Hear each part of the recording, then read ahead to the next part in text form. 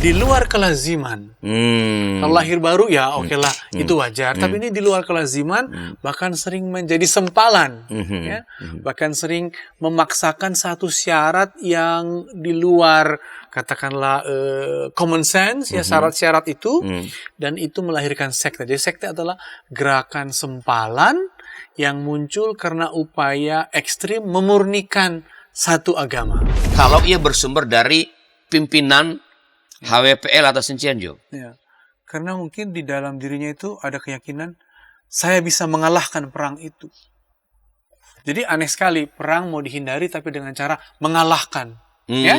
Tapi dengan kekerasan juga, dengan teror juga, dan menganggap dirinya lah penyelamat itu. Dan di situ jebakannya pada dirinya. Dan lihatlah itu seperti apa, sehingga kalau entah engkau menerima, entah engkau menolak, Anda punya argumen, Anda punya pertimbangan-pertimbangan yang matang. Yang pasti seperti yang tadi Pak Martin mengatakan, Sintianjo itu bisa digolongkan sebagai sekte, di mana pimpinannya dikultuskan begitu rupa sebagai apa tadi, titik tolak, penyelamatan, perdamaian, ya, dan dia perantara dari apa tadi? Dari perantara akhir zaman. Pengajar akhir zaman. Jadi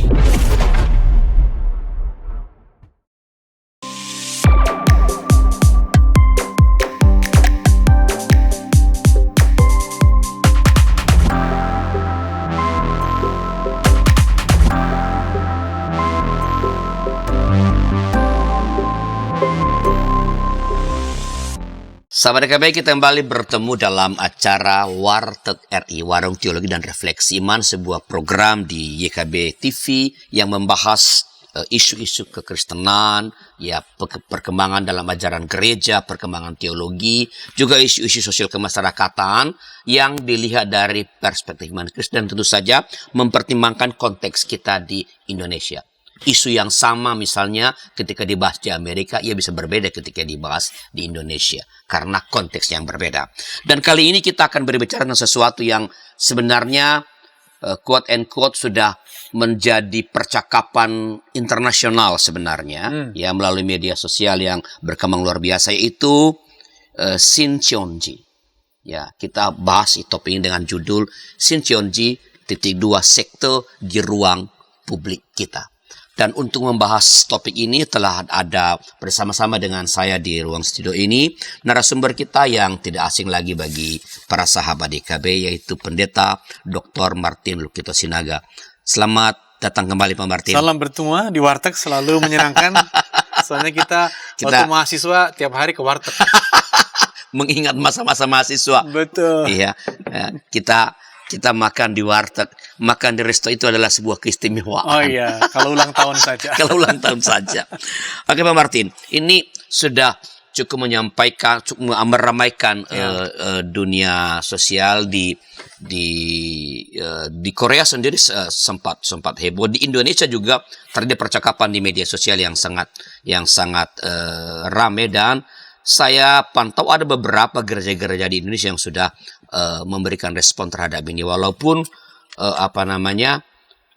lembaga-lembaga ekumenis seperti PGI misalnya itu tidak memberi komentar. Ya, kita pahamlah bahwa ini menghormati kebebasan berekspresi. Tapi menarik kita bicara mengenai Sintianjo sekte di ruang publik. Saya ingin mulai dengan begini, Pak Martin. Apa sih, supaya jelas bagi kita, apa sih yang dimaksud dengan sekte? Apa sih definisi sekte? Ya, itu bisa dilihat secara sosiologis terlebih dahulu, ya. Orang seperti Max Weber dengan seluruh pendekatannya sering mengatakan begini, bahwa agama itu, ya, selalu berkembang dengan model institusinya, dan model institusi pertama diberi nama church. Maksudnya agama sebagai gereja.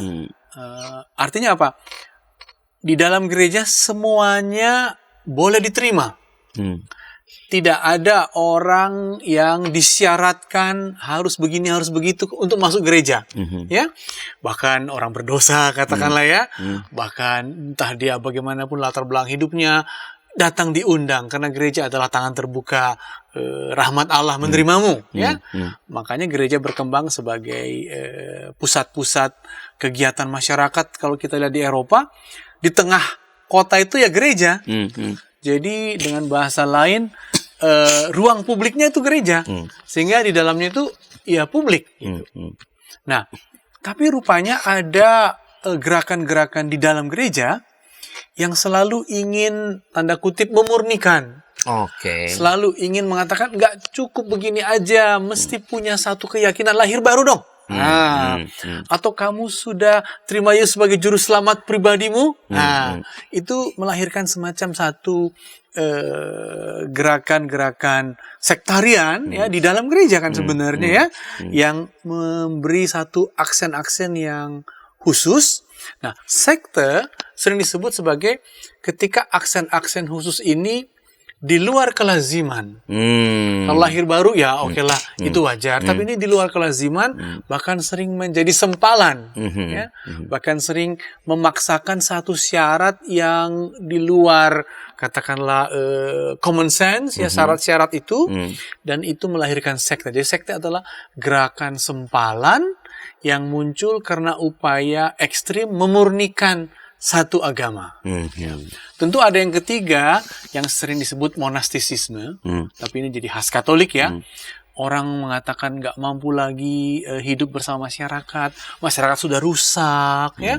Ada kawan kita itu misalnya juga orang tuanya itu nggak bisa lagi sembahyang bersama-sama orang lain, dia hanya bisa sendirian. Nah, dalam Katolik muncullah yang namanya ordo-ordo.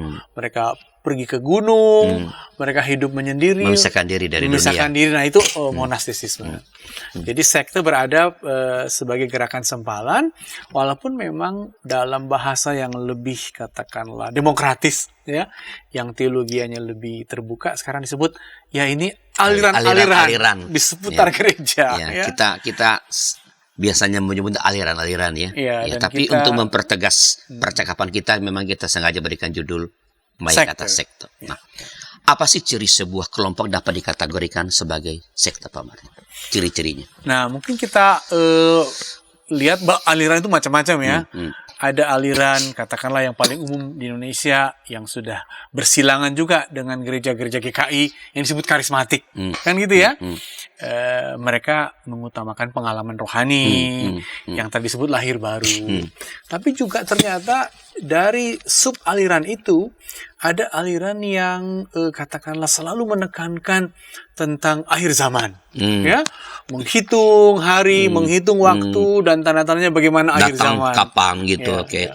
Saya waktu TK itu dimasukkan bapak saya mungkin ke salah satu TK yang agak sedikit akhir zaman gitu ya. Jadi lagunya Yesus itulah satu-satunya. Terus angkat kita, dia akan angkat mengangkat kita ke surga. Dan saya juga banyak melihat gejala gereja-gereja, tujuan gereja visinya diselamatkan dan siap diangkat. Dan kalau saya dengar diangkatnya itu aneh-aneh katanya Pak Adi. Mungkin lagi siaran di warteg kita diangkat, tiba-tiba kamu nggak ada. Gitu. Dan saya merasa kenapa kamu diangkat? Ada suami istri lagi tidur malam, tiba-tiba istrinya hilang, diangkat gitu ya. Nah, ini satu tren yang semakin lama semakin kuat ya. Dan akhirnya dia bisa menjadi sekte, dan itu dicirikan dengan satu keyakinan yang ekstrim seperti tadi. Tapi juga satu proses yang sering disebut sebagai proses cuci otak sebenarnya, dan di situ dan ini juga terjadi di teman-teman kita yang Muslim, ya. Artinya ada proses satu orang akan terus-menerus memantau kehidupan dari remaja ini agar terus-menerus diceritakan, kau jam 9 ngapain, jam 11 ngapain gitu ya. Terus dipantau agar seluruh kehidupannya berada dalam surveillance, gitu, dalam pengawasan kakak rohaninya. Nah, dengan demikian dia seperti menyerahkan seluruh kehidupannya dan dia merasa kehidupannya itu berada dalam pengetahuan orang lain, dan itu melahirkan satu in-group, perasaan in-group yang kuat sekali. Nah, itulah salah satu ciri-cirinya. Jadi kalau anak kita misalnya terus-menerus harus menceritakan apa kegiatan, doamu jam berapa, apa isi doamu, terus dilaporkan. Nah, itu sudah menjadi ciri-ciri ada pemimpin sektenya di situ. Dan tentu saja satu lagi yang sebenarnya menentukan dia sekte. Kira-kira begini Pak Arlianus. kalau dalam kekristenan kan kita yakini bahwa keselamatan kita dalam Yesus Kristus. Gitu ya. Nah, memang agak abstrak karena Yesus sudah lama tidak ada dan orang nggak bertemu lagi. Lalu ini digeser dengan keyakinan apa yang disebut aliran-aliran yang sering disebut sebagai denominasi. Seperti GKI mengatakan kita ini kan Calvin. Kita ini kan Lutheran. Sebenarnya apa sih yang mau dipastikan dengan kita ini Lutheran? Sebentuk pendefinisian iman Kristen kan begitu. Katakanlah semua karena anugerah. Jadi kita mempercayai agama itu melalui 1-2 potong kalimat. Semua karena anugerah. Atau dalam bahasa yang lebih canggih sekarang, gereja Lutheran mengatakan salvation not for sale. Keselamatan tidak untuk diperjualbelikan. Ya. Dan itu menjadi satu pegangan doktrinal. Dan banyak kan sekarang orang kena doktrin. Nah, tapi dia menjadi sekte ketika suatu saat pemimpinnya mengatakan, kamu harus mendapat jamahan saya. Kamu harus ke pendeta A ini agar kamu yakin betul diselamatkan. Nah, atau sekarang ada gejala kan, saya itu gereja dari Pak Anu gitu. Gereja Pak Anu, gereja saya. Bukan gereja Tuhan ya. Bukan gereja Tuhan, tapi gereja Bapak ini. Wah. Jadi itu satu gejala yang pengkultusan. Ya? Nah, makanya sering disebut sekte-sekte yang semakin ekstrim disebut cult. Atau sekte pemujaan pada pemimpin-pemimpinnya yang berkarisma itu. Jadi itu gejala-gejala yang berkembang Pak Arlianus hari-hari ini. Ya. Saya pernah baca bahwa sekte itu juga dijadikan oleh apa? Apakah benar bahwa dia memusatkan perhatian pada satu isu tertentu dan ayat tertentu saja begitu? Nah itu. Jadi selain ayat dan memusatkan pada isu tertentu, isu yang dipusatkannya itu adalah tentang hal yang mengerikan. Bagaimana kamu setelah mati? Ya, pasti masuk surga nggak? Gitu ya? Atau bagaimana agar kau tidak mengalami kebangkrutan? Pasti kaya nggak? Gitu. Nah, jadi pemastian yang bersifat ekstrim ini adalah gejala nanti dia digeser pada kalau begitu solusinya adalah di gereja inilah. Ya. Solusinya adalah persekutuan inilah. Solusinya adalah ikut Bapak ini. Agar kau menemukan bukan hanya keselamatan tapi juga kepastian kemakmuranmu. Jadi proses psikologi ketergantungan gitu ya. Tapi juga dengan satu teror rohani yang luar biasa. Dan teror itu hanya bisa diselesaikan oleh orang ini atau oleh gereja ini dengan cara kau menyerahkan seluruh dirimu kepadanya, seluruh waktumu untuk urusan komunitas ini. Nah, disitulah dia sudah menjadi cult atau sudah menjadi sekte pemujaan, entah pada gerakan rohani atau pada tokoh tertentu. Ya. Apakah sekte ini sama-sama memegang misalnya prinsip-prinsip utama dari iman Kristen secara umum? Atau mereka sebenarnya menyimpang dari ajaran-ajaran utama misalnya tentang Trinitas atau tentang ketuhanan Yesus atau tentang apakah mereka tetap memegang yang sama, hanya mereka ada pengkultusan lah tadi pada pimpinannya atau pada sesuatu yang lain dan punya perhatian khusus pada isu atau doktrin tertentu, tapi yang utama mereka tetap pegang. Ya, kadang-kadang dalam gereja-gereja tertentu yang cult itu pengakuan iman rasuli misalnya jarang mereka katakan, ya. Katakanlah saksi Yehova, ya, yang mungkin paling umum, yang sekarang kasusnya sudah diamati lagi oleh kejaksaan. Sekarang ini? Ya. Oh ya. Dulu sempat diperbolehkan karena kita tahu Gus Dur kan, dia terbuka dan dulu jaksa agungnya Marsilam Simanjuntak. Betul. Bagi Marsilam, kalian agama ini udahlah, bolehlah, ya kan itu. Nah, tapi apa yang terjadi sebenarnya dalam saksi Yehova, rupanya mereka itu dalam pertemuan-pertemuannya itu mempraktekkan satu hal, yaitu Allah yang mendengar. Jadi itu yang terus-menerus Allah yang mendengar. Iya. Jadi makanya mereka suka berdiri dengan buku yang sering disebut sebagai menara penjaga. Iya. Lalu kelebihannya adalah orang yang datang dengan frustrasi, kesepian, ya, lansia atau anak muda yang mungkin terpukul karena kesulitan, mereka dengarkan. Karena Allah mendengar. Nah, jadi sebenarnya bukan seluruh keimanan Kristen yang mereka pertahankan, tapi memberi satu aksen. Tapi karena Allah mendengar, datanglah ke tempat kami di rumah rumah perkumpulan kami ini, dan di situ mereka kalau ibadah, ya, kegiatannya apa? Latihan mendengarkan. Oh, itu luar biasa sekali. Latihan mendengarkan. Iya. Jadi mereka seperti melakukan semacam audisi pada anggota-anggotanya. Ayo kamu berdiri sekarang ini mengeluh. Bagaimana mendengarkan? Karena Tuhan mendengarkan, gitu ya. Dan ini menciptakan satu in-group yang kuat sekali. Karena memang di masyarakat kita kan, di era di mana orang sekarang ingin didengarkan, ingin di-like gitu. Betapa orang mencari pendengar-pendengar ini. Nah, itulah kekuatan gerakan-gerakan yang bersifat sektarian sebenarnya. Jadi memfokuskan pada satu. Ya. Baik, Bang Martin. Nah, apakah kita bicara mengenai Shincheonji? Apakah Shincheonji ini masuk dalam kategori sekte itu atau tidak? Setelah beberapa informasi berikut ini. Hai Kidos. Ku datang dan Inci, betul. Kodok lumpuh dan ayam buta. Kiddy Time.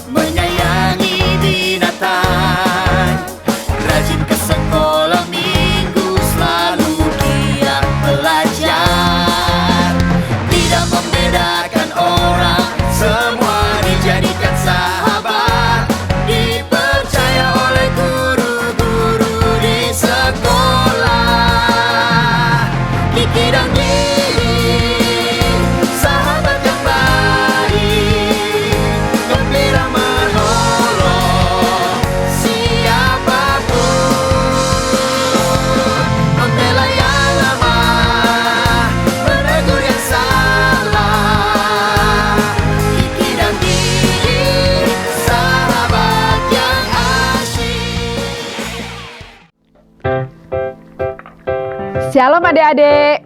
Hari ini Kepik berkeliling dari desa ke desa. Kepik pengen ke rumah Pak Tani. Coba, ada yang tahu nggak di rumah Pak Tani ada apa saja? Ayo coba tebak. Apa coba? Betul, ada sapi. Mo.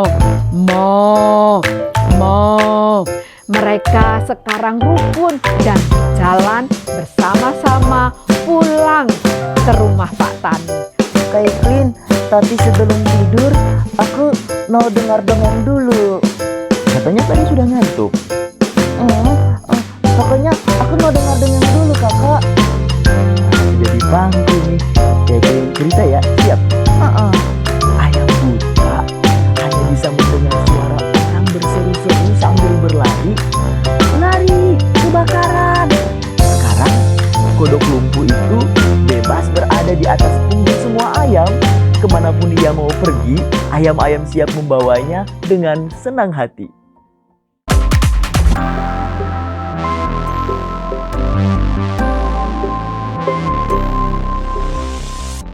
Sahabat kami masih dalam acara Warteg RI, Warung Teologi dan Refleksi Iman. Kita bicara mengenai Shincheonji, sekte di ruang publik kita bersama dengan Bapak Pendeta Dr. Martin Lukito Sinaga. Tadi di ujung segmen yang kedua saya titip pertanyaan mengenai apakah Shincheonji ini memang masuk dalam kategori sekte dengan ciri-ciri yang tadi Pak Martin sudah sampaikan. Tapi sebelum ke situ, kan Pak Martin bawa ini nih. Ini konon katanya Pak Martin, bukan konon ya. Ini tanda mata dari sebuah lembaga namanya HWPL, betul ya? Apa HWPL itu, Pak? Heavenly Culture, World Peace and Restoration for Light, begitulah. Ya. Jadi suatu gerakan bahwa kebudayaan damai dan terang itu melahirkan gerakan anti kekerasan, kira-kira begitu. Dan itu gerakan yang datang dari Korea, HWPL ini. Ya. Nah, kita kan bicara mengenai Shincheonji, lalu Pak Martin membawa ini gitu. Apa hubungan antara Shincheonji dengan HWPL? Nah, itu menarik sekali. Jadi saya pernah diundang oleh gerakan HWPL ini, yang konon iklannya juga besar ya, untuk mereka sebut summit ya, pertemuan puncak 5 tahunan ya, dan diadakan di Seoul dimanapun. Kebetulan tokohnya datang ke Indonesia dan dia mengundang dialog antar agama untuk perdamaian. Saat itu saya antusias, ini untuk perdamaian versi Korea, dan saya ingat Korea ini kan mengalami krisis selalu karena perpecahan Korea Utara ya. Tapi begitu hendak berdialog, semua tokoh agama, ada yang Muslim, Hindu, Buddha saat itu, diminta untuk siap-siap berdiri karena tokoh HWPL mau datang. Lalu saya angkat tangan, itu nggak boleh, saya bilang. Kita nggak menyambut tokoh itu, kita mau berdialog bersama. Jadi kita harus datang bersama dong. Kita duduk bersama supaya semangat dialog itu terjadi. Akhirnya mau, walaupun katanya kami harus jalan di belakang gitu.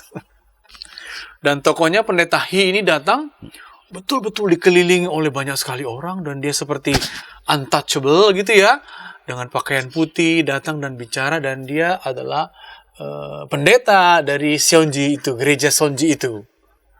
Tapi gerakannya disebut sebagai gerakan HWPL.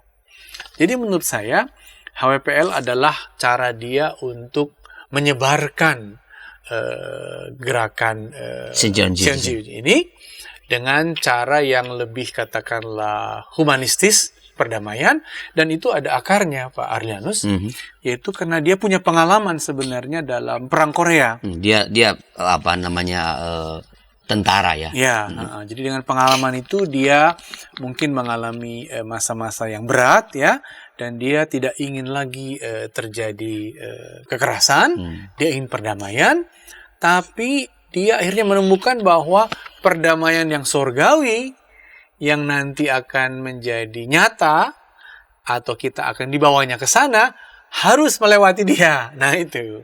Dan harus melewati gerejanya itu. Nah, itulah yang membuat kita harus memang melihat ada apa di balik HWPL yang pesannya tentang perdamaian dunia, dialog antar agama, dan mengapa mesti tokoh yang satu ini yang menjadi katakanlah titik tolak semua perdamaian itu. Karena dia mengalami dirinya semacam Mesias, semacam juru selamat untuk perdamaian.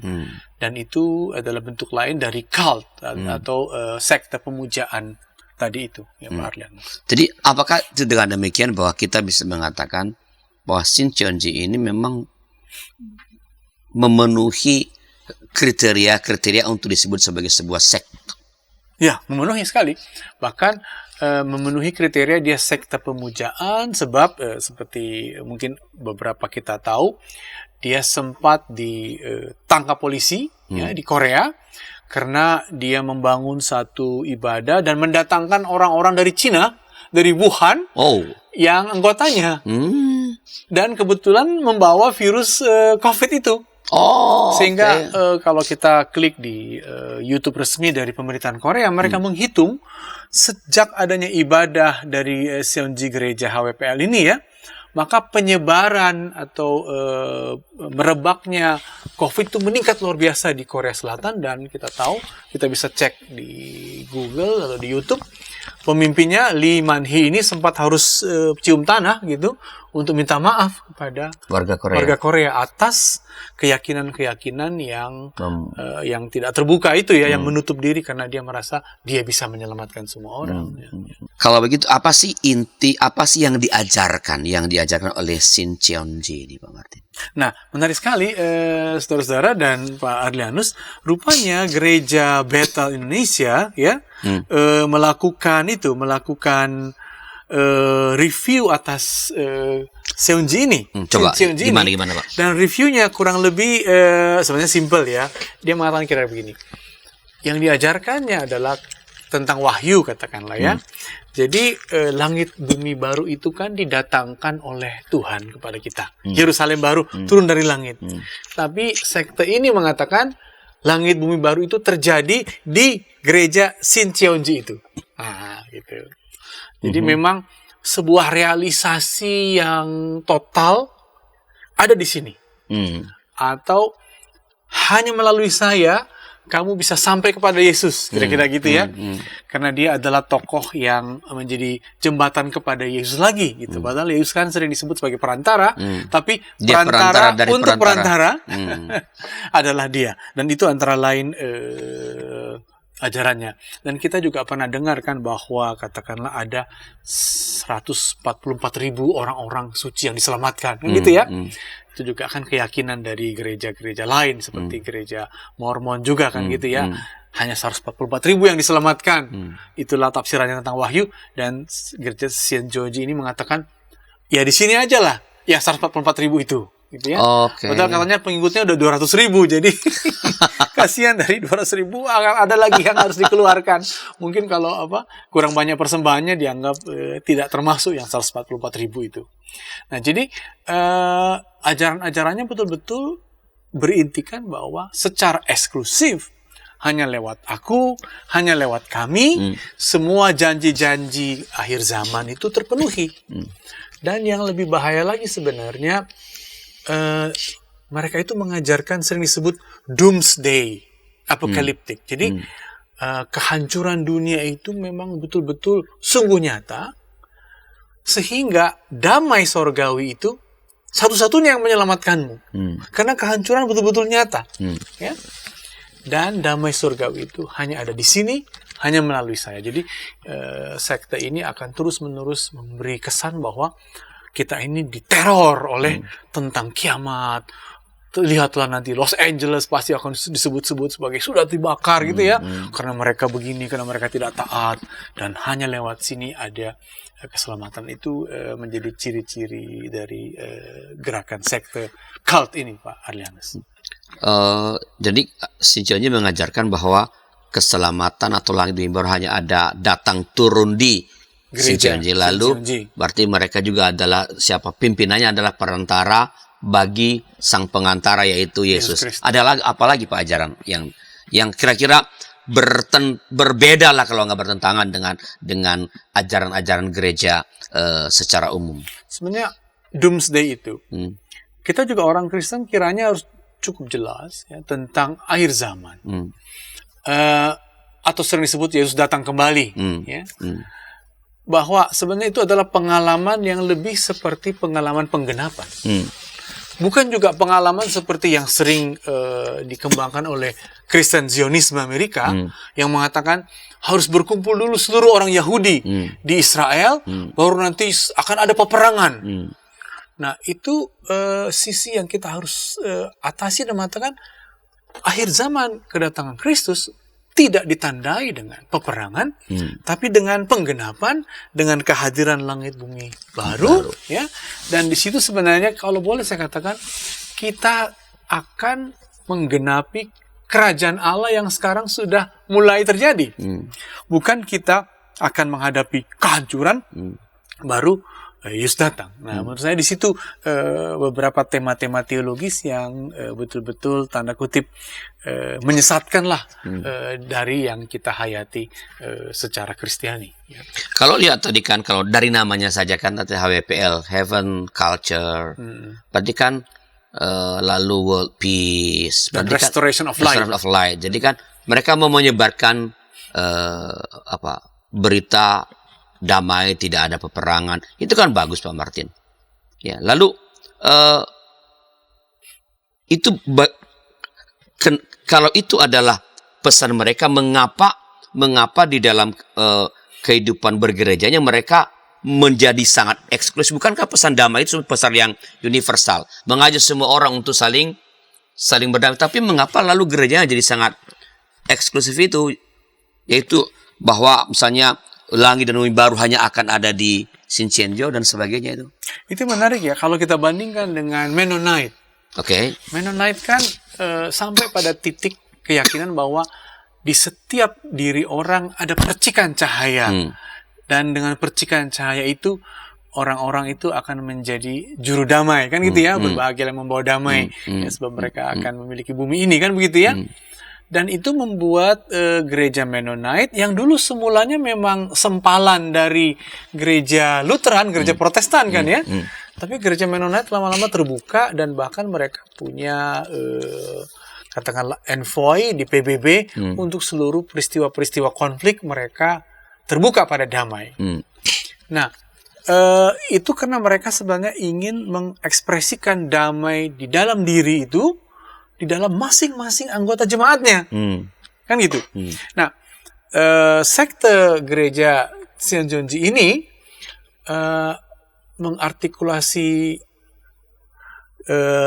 heavenly culture itu melalui tokohnya itu, melalui Li itu, dan orang-orang lain hanya jadi pengikut-pengikutnya. Jadi jebakannya di situ yang pertama, bahwa terlalu menekankan ketokohan yang menganggap dirinya Mesias. Akibatnya semua orang tidak bisa mengambil inisiatif untuk perdamaian. Beda dengan Mennonite, semua orang adalah juru damai. Pergilah. Ini enggak. Semua orang harus tunduk, taat, dikontrol di dalam satu gereja dan di dalam satu tokoh itu. Berarti si tokoh ini adalah sumber dari gerakan damai itu. Betul. Tanpa tokoh ini tidak ada damai. Ya, ya. Oh, jadi kalau dia mati nanti berhenti juga gerakan sebelah HWPL dan Xinjiang ini begitu. Kalau dia adalah sumbernya. Kita lihat gereja-gereja yang terlalu menokohkan, begitu tokohnya meninggal, anaknya entah masuk perkara hukum karena masalah properti, berkelahi, kan itu ya. Seperti kita lihat, dan ini pasti akan berujung pada semacam konflik-konflik internal yang luar biasa. Beda dengan Mennonite yang mengatakan semua kamu adalah juru damai karena kamu punya cahaya masing-masing. Dan itu menurut saya. Jadi sebenarnya kita kalau dengar Pak Martin, kita harus waspada betul dong, karena bungkusnya itu kan ajakan untuk perdamaian. Betul. Ya, no war anymore. Nggak ada peperangan karena pengalaman perang Korea Selatan untuk betapa menyedihkannya, betapa kejamnya peperangan itu. Tetapi pada saat yang sama kita diseret untuk meyakini bahwa damai itu hanya mungkin ada dan mengalir kalau ia bersumber dari pimpinan HWPL atau Xinjiang. Ya. Karena mungkin di dalam dirinya itu ada keyakinan saya bisa mengalahkan perang itu. Jadi aneh sekali, perang mau dihindari tapi dengan cara mengalahkan, ya. Tapi dengan kekerasan juga, dengan teror juga, dan menganggap dirinya lah penyelamat itu. Dan di situ jebakannya pada dirinya, dan kekuatannya memang pada kemampuannya untuk membangun satu komunitas yang begitu merindukan perdamaian. Begitu mau mengupayakannya, bahkan menyerahkan dirinya, tapi juga mungkin karena ada apa yang sering kita tadi sudah katakan, ada pengalaman komunitas, ada pengalaman grup, ada kelompok tumbuh bersama yang luar biasa eratnya, ya, sehingga terjadi relasi yang intens dan itu bersifat total. Nah, itu yang awal dari gerakan ini menjadi sekte cult pemujaan tadi itu. Nah, ini Xinjiang ini kan gerakannya sangat agresif ya Pak. Paling tidak di media sosial.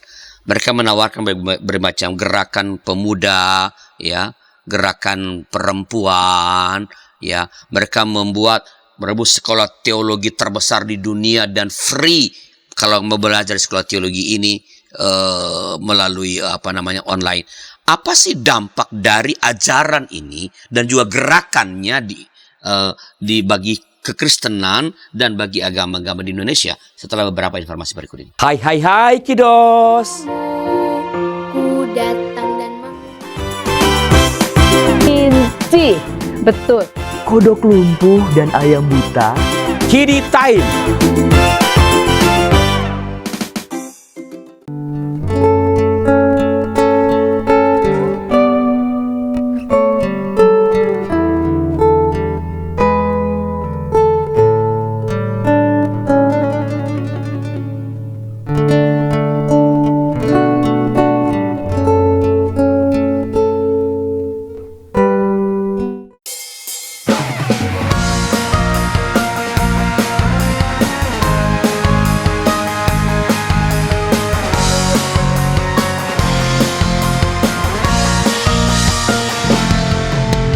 Hormat pada orang tua, menyayangi binatang, rajin ke sekolah minggu, selalu giat belajar, tidak membedakan orang, semua dijadikan sahabat, dipercaya oleh guru-guru di sekolah. Kiki dan Gigi, sahabat yang baik, gembira menolong siapapun, membela yang lemah, menegur yang salah. Kiki dan Gigi, sahabat yang asyik. Shalom adik-adik. Hari ini Kepik berkeliling dari desa ke desa. Kepik pengen ke rumah Pak Tani. Coba, ada yang tahu nggak di rumah Pak Tani ada apa saja? Ayo coba tebak. Apa coba? Betul, ada sapi. Mo, mo, mo. Mereka sekarang rukun dan jalan bersama-sama pulang ke rumah Pak Tani. Kak Evelyn, tapi sebelum tidur aku mau dengar dongeng dulu. Katanya tadi sudah ngantuk. Pokoknya aku mau dengar dongeng dulu kakak. Sudah dipanggil nih. Jadi cerita ya, siap? Ayam buta hanya bisa mendengar suara orang berseru-seru sambil berlari. Lari, kebakaran. Sekarang kodok lumpuh itu bebas berada di atas punggung semua ayam. Kemanapun dia mau pergi, ayam-ayam siap membawanya dengan senang hati.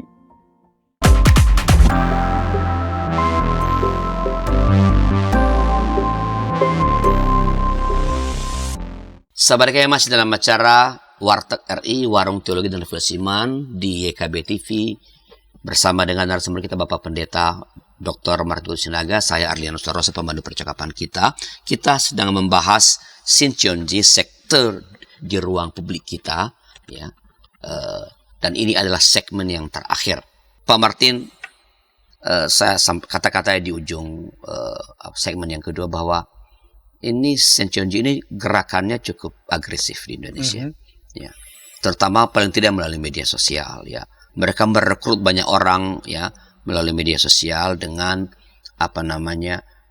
berbagai tawaran-tawaran yang gratis, sekolah teologi yang gratis, gerakan perempuan untuk perdamaian, gerakan pemuda untuk perdamaian. Dan itu kan kalau orang tidak tahu latar belakangnya, itu kan gerakan yang seruan dan ajakan yang baik sehingga orang gampang merespon. Apa sih dampak andaikan gerakan atau agama Sincheonji ini nanti berkembang di Indonesia? Apa dampaknya bagi kehidupan gereja-gereja di Indonesia dan dengan agama-agama di Indonesia sebenarnya? Kalau tadi ada sangat ekstrim, hanya kami yang bumi baru itu hanya turun di Sincheonji. Apalagi kan katanya pendetanya itu mengatakan hanya dia yang bisa baca Kitab Wahyu. Ya. Apa dampaknya? Dampaknya mungkin yang paling nyata seperti di Korea itu ya. Contohnya ya. Bahwa dia akan menutupi keterbukaan berpikir, dan saat COVID dan dia mengatakan semua pasti oke denganku, sehingga komunitasnya yang beribadah dengan berdekatan ya menjadi perantara penyebaran COVID. Jadi ada dampak-dampak yang dari sudut tertentu menjadi semacam gerakan yang sering disebut sebagai anarki gitu. Karena mereka sendiri punya keyakinan yang tidak lagi mengikuti common sense, itu yang pertama. Tapi dampak yang kedua, Pak Arlianus, yang lebih berat, ya.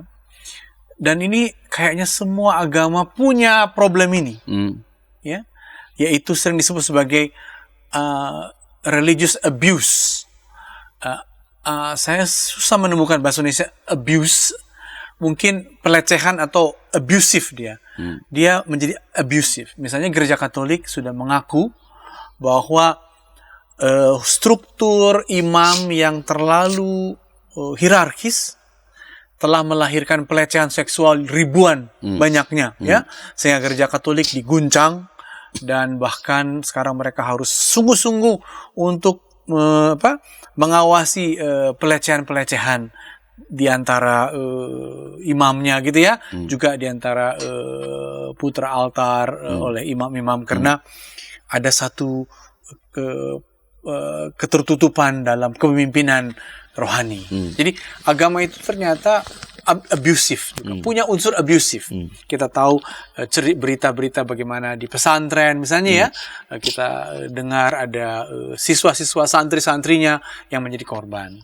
Jadi semakin merebak satu karakter beragama yang sektarian, yang sekte, apalagi sekte pemujaan, dia mengakibatkan apa yang disebut pada semakin mudahnya terjadi abuse dalam kehidupan beragama, dan itu akan mencederai, dan terutama mencederai anak-anak muda yang nanti tergantung pikirannya, menyerahkan segala-galanya, dan itu akan membuat hidupnya betul-betul tanpa masa depan, sebab dia akan terus-terusan hidup dalam kungkungan keyakinan agama itu. Seperti itu kurang lebih. Kan kita tahu hadirnya kelompok apapun di negara kita ini ya, karena kita masih menganut ini sampai sekarang, bahwa hadirnya kelompok, termasuk kelompok agama-agama, itu kan hanya dianggap sah itu kalau dia mendapat, sebutlah, pengesahan dari Kementerian Agama dan kemudian Kementerian Hukum. Ya, ini gereja-gereja itu punya, setiap gereja itu, kita udah gereja yang sah nih, masih punya ada SKTL namanya, surat keterangan tanda lapor. Wajib ada itu, dan sekali 2 tahun diperbarui. Itu kan harus.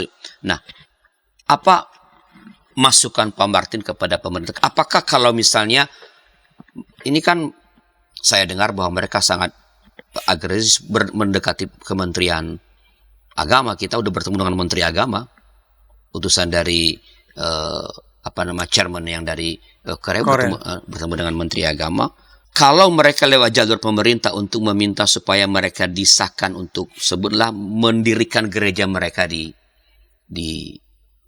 Indonesia. Itu Pak Martin sebagai seorang pendeta dan juga seorang sebenarnya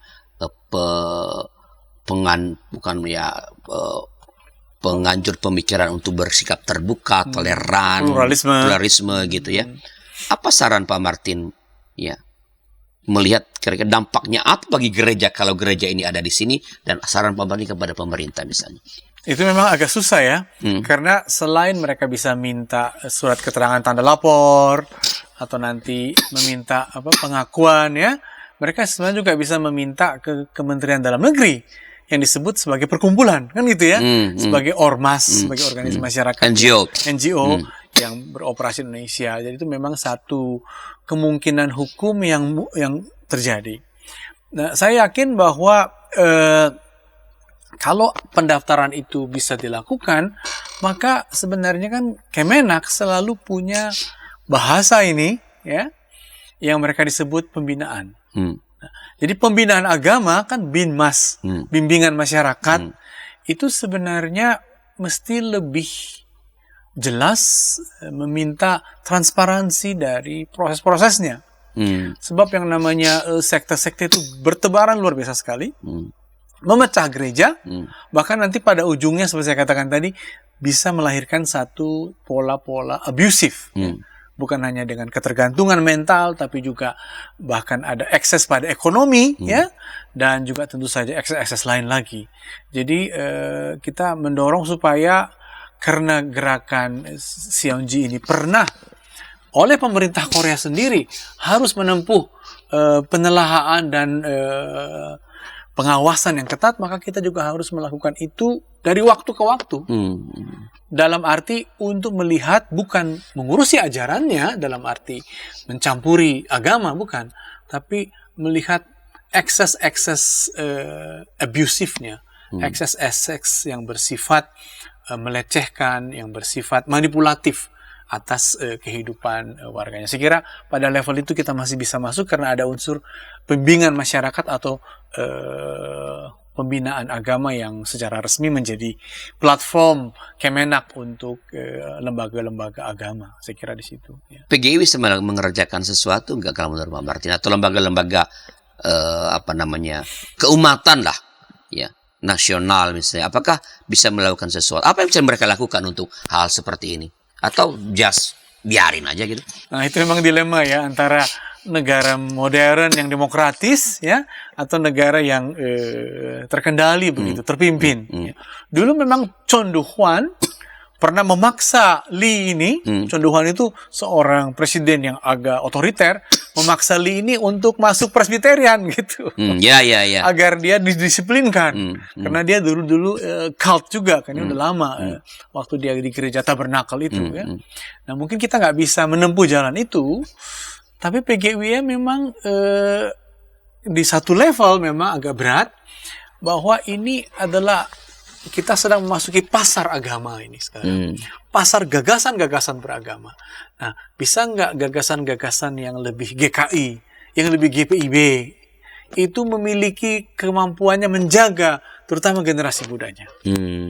Nah, itu berarti ada semacam, kadang-kadang sering disebut semacam peperangan rohani ini, dalam arti bagaimanakah gereja yang lebih dewasa, Kristiani, tapi juga mendukung pengembangan kecerdasan umatnya itu menjadi gereja arus utama terhadap gerakan-gerakan sekte yang betul-betul ingin mengumpulkan, memberi semacam rasa tentram, tapi akhirnya nanti memanipulasi dan mengontrol. Nah, jadi memang terjadi satu, ya seperti YKB inilah, terjadi satu pergulatan di ruang publik, apakah model beragama yang lebih common sense ini bisa kita menangkan dibanding model-model beragama yang sedemikian tertutup dan mengontrol itu. Mungkin di situ level PG wilayah. Jadi lebih pada kita mendorong gereja-gereja untuk bukan memperketat, bukan menutup diri, tapi memperkuat upaya menyiapkan umatnya sendiri, memahami nilai-nilai yang dianut sehingga dia tidak mudah terkontaminasi lah, sebut seperti itu kah? Ya. Jadi agama rupanya membutuhkan pemikiran yang serius gitu ya. Dulu kan agama dianggap ikut aja. Ternyata akhir-akhir ini karena di situ ruang untuk manipulasi terjadi, ruang untuk abuse terjadi, maka memang dibutuhkan satu proses, katakanlah pembinaan warga, jemaat, kaum muda yang lebih kreatif agar mereka selalu berkeyakinan kalau aku Kristiani, aku harus berkembang, kepribadianku harus dewasa, dan kecerdasanku tidak dibatasi oleh hal-hal yang bersifat doktriner menakutkan seperti itu. Kayaknya itu yang harus kita lebih yakinkan di jemaat-jemaat kita, Pak. Baik, saya kira kan Shincheonji kan hanya salah satu dari banyak sebuah sekte yang bermunculan dan bisa datang lagi sebenarnya sekte yang lain. Nah, ini di akhir percakapan kita, apakah ada semacam pesan pastoral kepada umat ya, ketika menghadapi apa yang perlu mereka lakukan ketika menghadapi atau mendengar ada fenomena baru, ada sebuah sekte yang baru datang dan melakukan kampanye-kampanye tertentu. Apa yang perlu mereka lakukan agar sekali lagi ya, tentu kebebasan untuk mengikut dia, tapi paling tidak mereka tidak serta-merta atau mudah dimanipulasi. Apa pesan pastoral Pak Martin? Pesan pastoralnya tidak langsung. Jadi Kompas baru menerbitkan tulisan yang mengatakan begini: semakin sering kita berselancar di ruang publik, ya, di TikTok atau di YouTube, kita semakin tidak bahagia. Oh gitu. Ya. Karena tidak karuan kesana kemari mencari-cari kabar. Dan mungkin kita harus mengurangi tingkat kita terpapar oleh medsos, agar kita lebih banyak mengambil waktu untuk membaca buku-buku yang serius dan untuk menemukan rekan berdialog kita, kelompok tumbuh bersama kita yang lebih mendewasakan, yang melakukan penelaahan Alkitab yang terbuka, yang akademis, begitu ya, agar kita melihat bahwa iman Kristen ini berfungsi bukan hanya untuk hidup kita dengan Tuhan, tapi juga untuk pendewasaan kita, untuk pikiran kita yang lebih leluasa. Sehingga kita bisa dengan cepat mengatakan, kalau ada ajakan untuk taat, setaat-taatnya tanpa tedeng aling-aling, tanpa ada argumen, itu adalah satu ciri-ciri sekte, ciri-ciri cult. Jadi kita bisa semakin mengerti bahwa di ruang agama juga ada unsur-unsur yang bisa manipulatif, namun kita kiranya menemukan unsur-unsur yang meneguhkan hidup kita dan memberkati kita. Baik, terima kasih Bang Martin dan para sahabat. Itulah percakapan kami tentang Shincheonji tadi. Jadi ini bergerakannya sudah sangat besar di tengah-tengah masyarakat lewat media sosial. Maka ini percakapan ini mengatakan bahwa ya dalamilah ajarannya, lihatlah itu seperti apa, sehingga kalau entah engkau menerima, entah engkau menolak, Anda punya argumen, Anda punya pertimbangan-pertimbangan yang matang. Yang pasti seperti yang tadi Pak Martin mengatakan, Shincheonji itu bisa digolongkan sebagai sekte, di mana pimpinannya dikultuskan begitu rupa sebagai apa tadi, titik tolak, penyelamatan, perdamaian, ya, dan dia perantara dari apa tadi? Dari perantara akhir zaman. Pengajar akhir zaman. Jadi dari situ saja sebenarnya kita udah lihat bahwa ada sebutlah perbedaan yang sangat kontradiktif dengan diametral dengan ajaran-ajaran dari gereja-gereja pada umumnya. Itu percakapan kami, semoga memberikan pencerahan, dan kalau ada masukan-masukan silakan kirim ke kami lewat 0812 8188 9191. Terima kasih. Sampai jumpa pada pertemuan di warung berikutnya. Tuhan berkati.